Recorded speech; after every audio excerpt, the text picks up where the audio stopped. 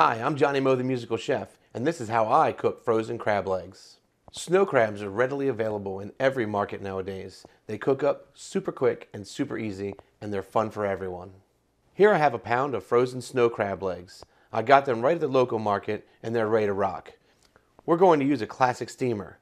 This bottom piece lays in the bottom of the steam pot and separates the water from the crab legs, so the crabs are cooked only from the steam. Add a quart of water and turn that on high. After about 10 to 12 minutes, when it comes to a boil, gently add the crab legs into the pot.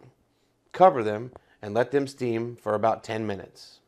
Be sure to keep your distance when opening the lid because the steam can burn you.